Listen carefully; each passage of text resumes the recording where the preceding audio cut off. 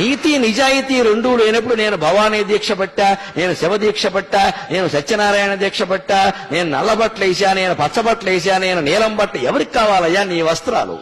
నీ వేషాలు ఎవరికి కావాలి? నీ మొక్కుబళ్ళు ఎవరికి కావాలి?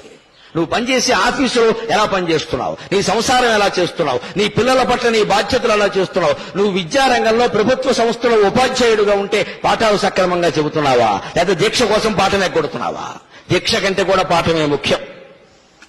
ఎందుకంటే అక్కడ జీతం తీసుకుంటున్నాం మనం ఖచ్చితంగా. ఒక నేరస్తులలో దీక్ష పట్టిన వాళ్ళు ఉంటున్నారు అంటే దేశం ఏ స్థాయికి వెళ్ళిపోయిందండి. ఎంత సిగ్గుగా ఉంటుందండి. స్వామి భక్తులుగా, శబరిమల భక్తులుగా మనకి ఎలా ఉంటుంది అది? అయ్యో, దీక్ష ప్రభావం ఏం లేదా? అక్కడ ప్రతి పడవ మీద మీరు గమనించండి, 20 మంది ఎక్కేది, 30 మంది ఎక్కేది అని రాసి ఉంటుంది. అంతకంటే ఎక్కువ ఎలా ఎక్కిస్తామండి? డబ్బుల మీద ఆశే కదా. వేరే పర్మిట్స్ ఎలా తీసుకుంటామండి? డబ్బుల మీద ఆశే కదా. ఇచ్చేవాడు ఎలా ఇస్తాడండి? లంచం మింగేసే కదా. మరి అందరం భక్తులే. రేపు ముక్కోటి ఏకాదశి నాడు మీరు చూడండి, తిరుపతి పట్టదు, శ్రీశైలం పట్టదు, భద్రాచలం పట్టదు, దేశంలో ఏ గుమ్మమో పట్టదు, మొత్తం అందరూ అక్కడే ఉంటారు. ఆ రోజు మహాపుణ్యం చేసిన పాపాలన్నీ పోతాయి. అంటే అన్ని పాపాలు చేశాడనమాట ఈయన. అసలు ముందు వీళ్ళు పాపాత్ముడి కింద గమనించాలి. ముక్కోటి ఏకాదశి నాడు పని కట్టుకుని గుళ్ళో గెడుతున్నాడంటే ఇంత పాపాత్ముడు ఇంకొకడు లేడు. పాపం చేయని వాడు వెళ్లాల్సిన పనిలా, వాడు ఇంటో వాడు ఉంటాడు ఖచ్చితంగా. నేను ఏ పుణ్యక్షేత్రానికి,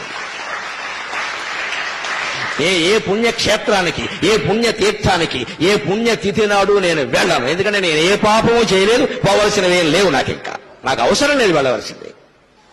ఈ పిచ్చి వదులుకోండి దయచేసి. ఎందుకంటే ప్రమాదాలు అక్కడే జరుగుతున్నాయి. ఒకే క్షేత్రం, ఒకే రోజు, ఒకే సమయం. గోదావరి పుష్కరాల్లో 30 మంది ఎందుకు చచ్చిపోయారో అందరికీ తెలుసు. అదే రోజు, అదే ముహూర్తం అంటే అవి అలాగే జరుగుతాయి. ఏమిటా పిచ్చి, ఏమిటా వెర్రి? ముక్కోటి ఏకాదశి నాడు పెడతారా? మర్నాడు వెళ్ళండమ్మా, 3 రోజులు అయ్యాక వెళ్ళండమ్మా. విష్ణుమూర్తి ఏమైనా కోపడతాడా? ఉత్తర ద్వారంలోంచే వెళ్ళాలి, తలుపులు బద్దలైపోవాలి. బాగా మనస్సు నిండా బుర్ర మడ్డి పెట్టేసుకుని మనస్సు నిండాను ఆ రోజే చూడాలి, అలాగే వెళ్ళాలి, ఏమైనా సరే వెళ్ళాలంటే ప్రమాదాలే జరుగుతాయి. చివరికి ఏమవుతుంది? ఈ ప్రమాదం వల్ల హిందూ ధర్మానికి నష్టం, దేవుడి మీద దుష్ప్రచారం జరుగుతోంది. ఇతర మతాల వాళ్ళు అరుసుగా తీసుకుంటున్నారు. మీ మతంలో ఏం జరుగుతుందో చూడండి అంటే వాళ్ళకి జవాబు చెప్పలేకపోతున్నాం. అంచేత పుణ్యక్షేత్రాలు, తీర్థాలు, పుణ్యతిథులు ఇవేవి ముఖ్యం కాదండి. శరీరాన్ని మించిన క్షేత్రం లేదు, మనస్సును మించిన తీర్థం లేదు. సత్ప్రవర్తన కలిగి ఉంటే నువ్వే ఒక పుణ్యక్షేత్రం, నీకు నువ్వే ఒక పుణ్యతీర్థం.